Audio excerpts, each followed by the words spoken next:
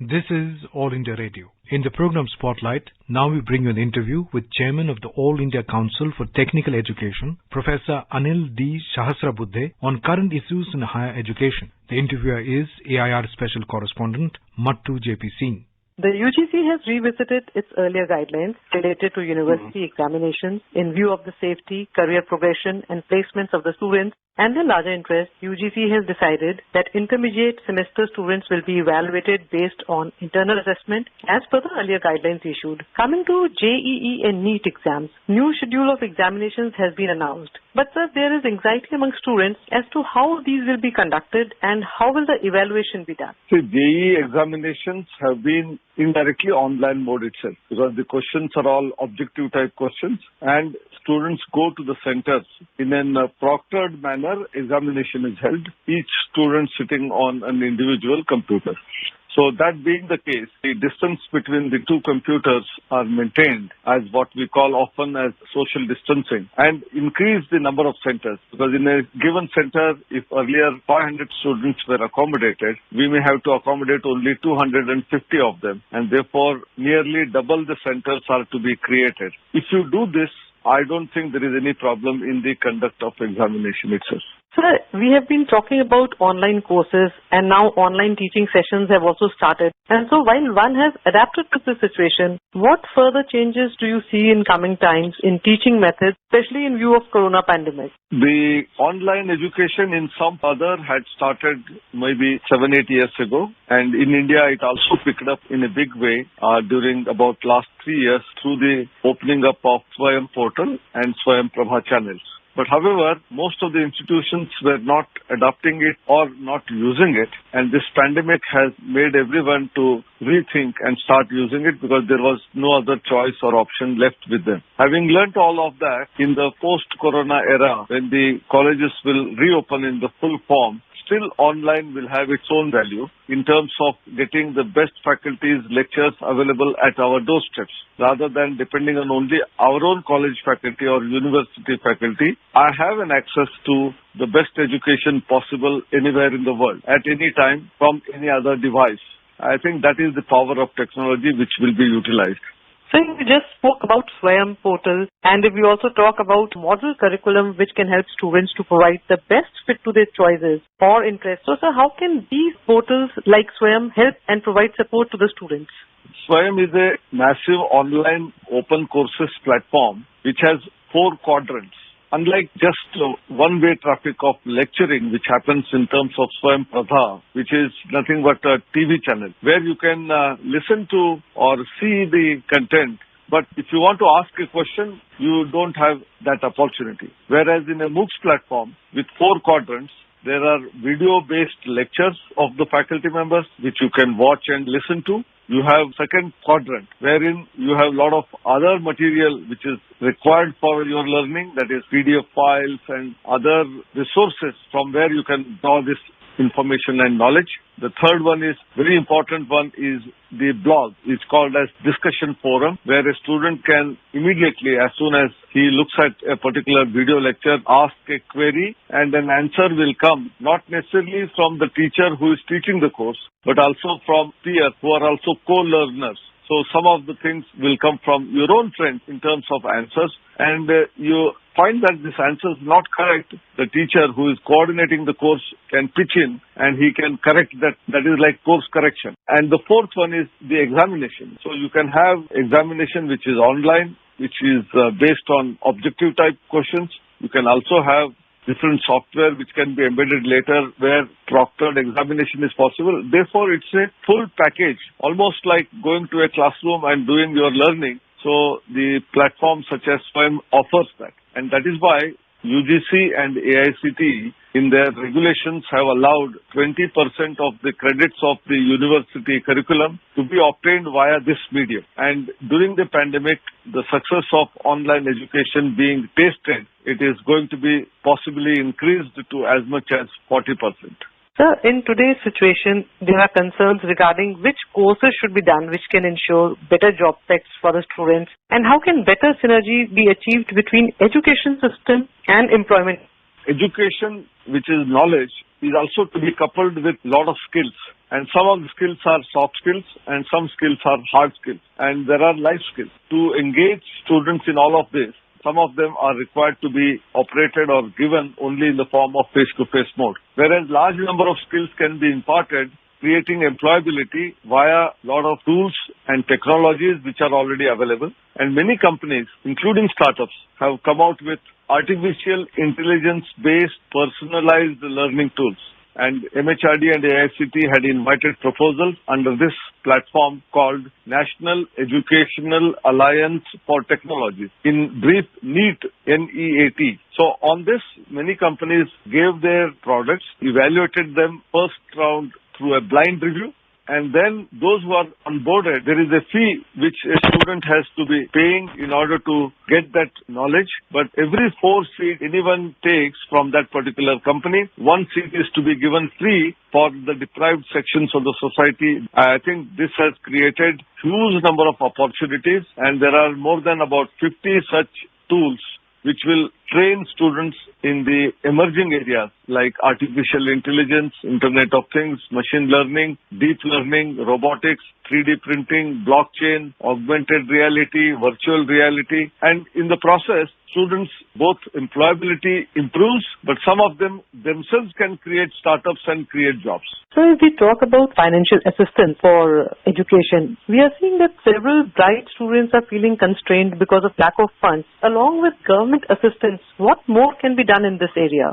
We are talking about online. There is a question which was asked quite often to me that we may have a class being delivered by a faculty member from an institute. How about the student? He is living or staying in some remote area where, first of all, internet bandwidth speed is either not at all there, or if it is there, it is for namesake villages. Like we have reached in terms of electricity to all villages, road to all villages, internet to all villages.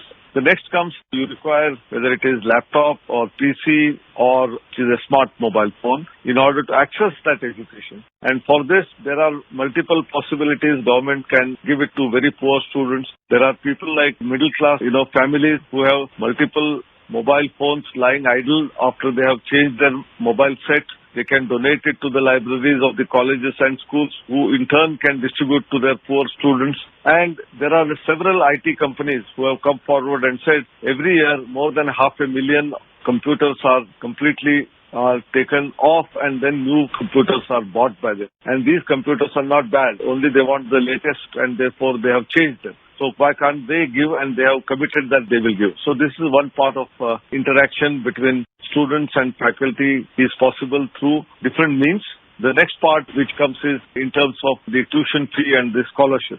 Government certainly has various schemes under which needy students belonging to SC, ST, OBC, they do get concessions or complete waiver of fees, and everything is taken care of by the government. Financial issues, sir, if we move on now to the issues of mental stress among students, we are seeing that some students who have got placements but don't know whether these commitments will be honored, as there is some economic slowdown. And for others too, sir, as they look for a way forward. What has been done in this regard? Now, I think students are certainly worried because this was an experience which no one had. Forget about students, even their grandparents did not have this kind of a lockdown experience of epidemic which has grown. Yes. And therefore, it is quite natural the anxiety is there amongst the youth. But you should remember that you have a long time to go. You are just in 15 or 20 age group and another 60 to 70 years to go. So half a year or 1 year here and there does not matter in the life cycle of a human being. Homo sapiens live approximately for about 100 years.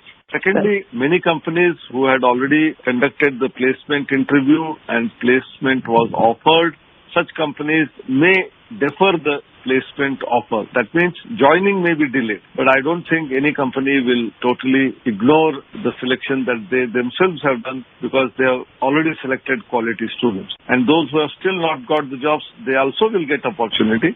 Yes, sir, that's a very positive thought. And sir, at several places you have also spoken of Ideathon and Hackathon, sir. So if you could tell us more about it. AICTE and MHRD's Innovation Cell started what is known as Smart India Hackathon exactly 4 years ago. 3 editions are already over. 2 editions of Hardware Hackathon are also over. 4th one was about to be conducted when this pandemic came in, and therefore that is going to be now in an online mode. We also had hackathon between India and Singapore, and our Honorable Prime Minister, whenever he to any other country's dignitary, he says that we should have a joint hackathon. So we are going to have India-Portugal hackathon, India-ASEAN hackathon, and India-Australia hackathon. And it is likely to be increased in numbers.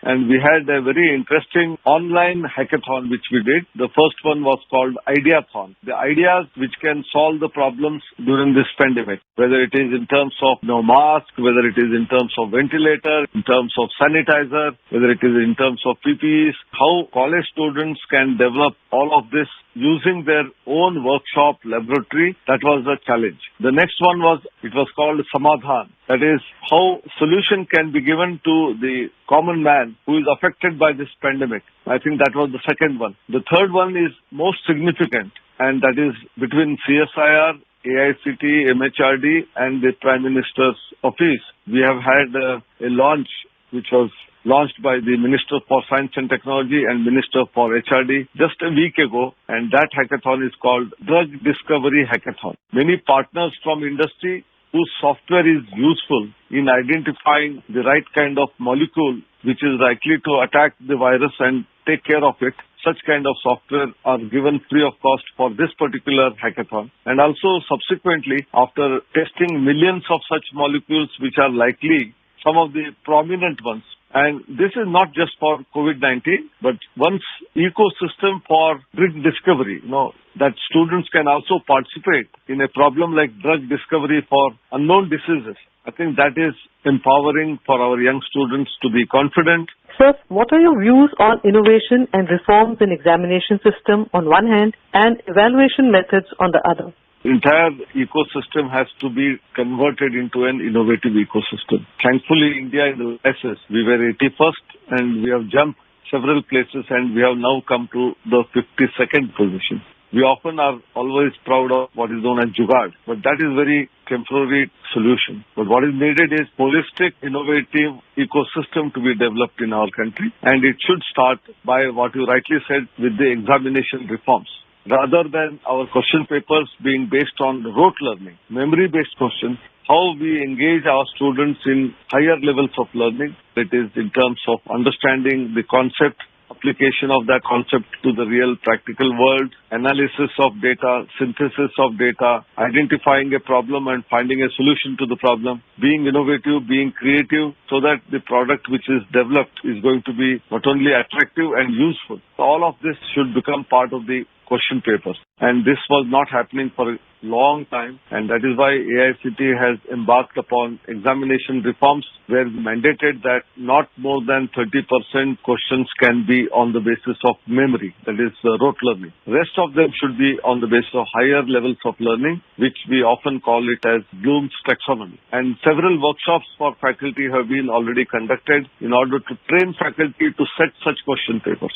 That is the way forward for starting the innovation movement. Then MHRD's Innovation Cell has also asked every institution to have an innovation council in their respective institutes comprising of some interested faculty and students on one hand and nearby industry, their own alumni, together develop an ecosystem and give challenging problems for students every month and give some small prizes. But in the process, the entire ecosystem will be converted into innovative ecosystem. Learning also has variety of styles, and the Western world today talks about 6 to 7 styles of learning. But in our ancient traditional knowledge system, various literature in Sanskrit, it is given to understand that there are 32 different learning styles, and one style may not fit the other. So I think teacher has to be aware of all of this, and depending on his shishas, students, what they are good at, and his learning style should be accommodated in the class. And if we do that, we will be totally transforming the country in terms of not only research and innovation, but also give solutions to the challenges that the world is facing. Thank you, sir, for joining us on the program. Thank you.